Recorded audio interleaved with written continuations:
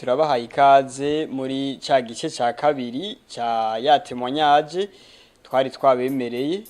Ubu muri kino gice muraza kumva impamvu batashimye kuvyikorera bo nyene maze bagashima kubiha shirahamwe BM. Kaze kuri kino kiganiro ca kabiri.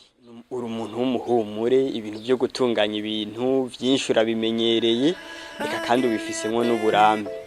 Kandi turazi yuko umuhungu wanyu ico kintu yarakize, ariko kubera iki atashimye ko ari mwebwe mukurikirana iyi nzu, no kuvuga muyubakisha ibintu byose ngo abari mwebwe, mugabo mugashima kwitura ishira hamwe kanaka kugira ngo rikurikirane imigambi yayo.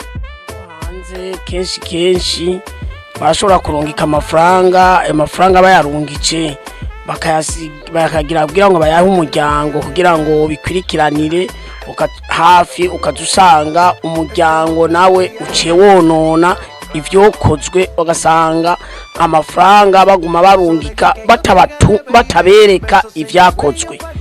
Twebwe twashimye kugira ngo duhirishira hamwe rikwirikirana kandi rigakora ibintu bikavyerekana nuko bihaye birabiko ingene biri kugenda, kandi ribifitiye ubuhinga bunini butavuna bwiza cyane. None rero twabonye yuko irishira hamwe n'ukuri rikora neza, rigirane, kandi ivyo mwemeranize ari ivyo nyene, kandi babifitiye mu bumenyi bwinshi cyane.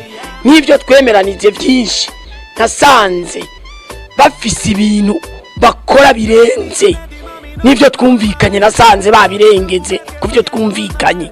Ubuhinga bwabo nyene ni masanamu muravye murabibona, nk'ivyerekeye isima nawe uyikora ko nk'uku urumva yuko isima idasondetse, urabona naho harura ngaha bakora ibintu bikomeye rwose.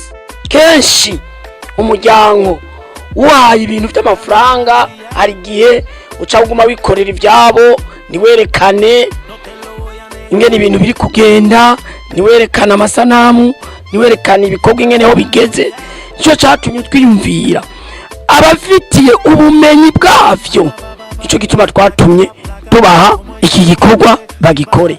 None urabona barahezetse mu gikorwa twamaze kubatuma, hasigaye gusafisha kugira ante ibiki vyose nibo bazobikora.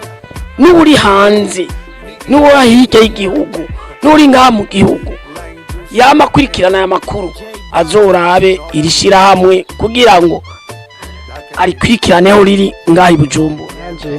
Akaja bakongera ko shire twabitungaje kubera iki nta bushobozi tubifitiye, twazigishira abo tumaze kubona ibikorwa ikora, twaje gatirika duhe doshira hamwe kugira ngo ritugarije ibi bikorwa, kugira ngo duhe abantu babizi babyigiye, kuko turabona abantu benshi bari hanze bariko bafite amarira menshi ibintu batumye abantu babino, usanga babubaka ibintu bitabaho, usanga babariye amahera yabo. Ariko ndibaza umugenzi wa Shabani ariko abona ingere ibikorwa biragenda, ndibaza yuko atakangono nafise, arabona yuko bikorwa bigeze ko bikogenda neza.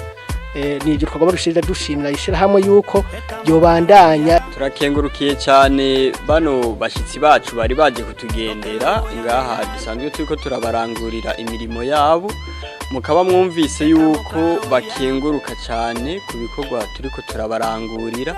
Sagaseseshwa rumuri by'ukuri ishira hamwe BMBC irakora neza. Natwe tugiye kubwira abanyarumonge ku bikorwa mwadukoreye, n'abanyarumonge baza kutwumva bamenye yuko irishira hamwe ari ryo ririko riradukurikiranira ibikorwa vyacu. Turabashimiye, turabakengurukiye by'ukuri, murakoze. Yegome natwe turakengurutse ko murukengurukiye, tubaha tubatera ingobwa yuko bandanya ibikorwa byacu ukunyene mu mwabitanguye. Twebwe mu ntara ya Rumonge tugiye kubamamaza nkuko tumaze gushikiriza iganiro, tuvuga yuko rishamo ryanje rikora neza, tuzobandanya tubavuga ko mukora, sikuba yuko ngo tuko twabandanya bakiri, ni ivy'ukuri munakora kabisa, ibikorwa biraboneka. Rero twagiye kubavuga hariya mu Rumonge turamutse imiryango yacu, twongere tubavuge neza kwikorwa mukora.